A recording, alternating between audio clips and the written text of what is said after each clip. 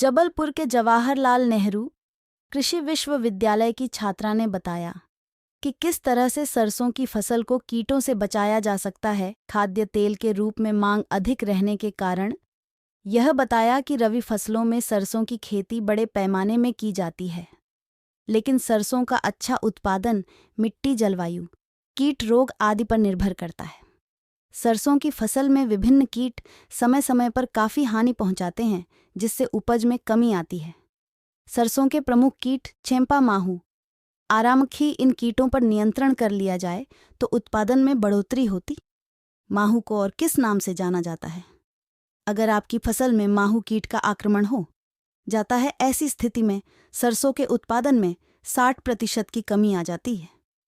माहू कीट की फसल को नुकसान पहुंचाता है।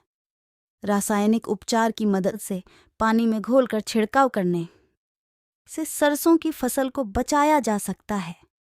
जी, सरसों की फसल के बारे में किसान भाइयों को आप क्या बताना चाहेंगी? मैं सरसों की फसल के बारे में किसान भाइयों को ये बताना चाहूँगी कि जैसा हम सभी लोग जानते हैं कि खाद्य तेल के रूप में इसकी मांग होने के कारण ये हमारे देश में उगाई जाने वाली प्रमुख तिलहन फसल है।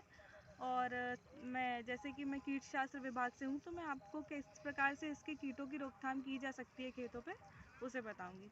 तो सरसों पे लगने वाले जो प्रमुख कीट हैं वो हमारा माहू या जिसको चेपा भी कहते हैं, दूसरा हमारा आरा मक्खी हो गई, चितकबरा कीट हो गया, और एक पर्ण सुरंगक होता है, जिसमें से माहू इसका प्रमुख कीट है।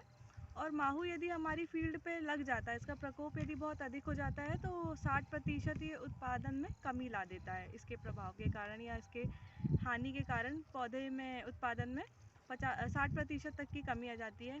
अब मैं आपको बताऊंगी कि माहू को हम खेत में कैसे पहचानेंगे। जो हमारा माहू होता है वो झुंड के रूप में पत्तियों पर और उसके तने पर, शाखाओं पर पाया जाता है, और इसमें चूसने और चुभोने वाले मुखांग पाए जाते हैं, जिससे ये पौधे के कोमल भागों जैसे पत्ती हो गई, हमारा पुष्प हो गया, और इन सब स्थानों से रस को चूसता है, और पौधा जो हमारा है वो पीला पड़ जाता है और सूख कर मरने लगता है। और फलियों पर भी इसका विपरीत प्रभाव इस प्रकार से दिखाई देता है कि फलियों की संख्या भी कम हो जाती है और उसमें बीज भी सिकुड़ जाते हैं। अब हम जानेंगे कि हम किस प्रकार से माहू को रोक सकते हैं।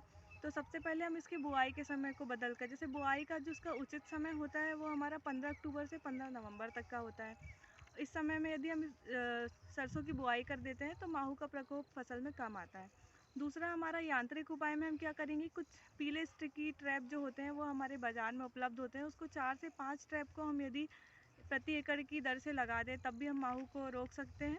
और अब हम रासायनिक नियंत्रण के साइड में जाएंगे, तरफ जाएंगे, और उसका बताएंगे कि कुछ केमिकल्स पाए जाते हैं बाज़ार में, जैसे इमीडा क्लोरोपिड हो गया, 17.8% एसएल के अनुपात में ये पाया जाता है। इसको हम 150 ml को लेकर 500 लीटर पानी में घोलेंगे और प्रति हेक्टेयर की दर से इसका छिड़काव करेंगे। दूसरा हमारा रसायन है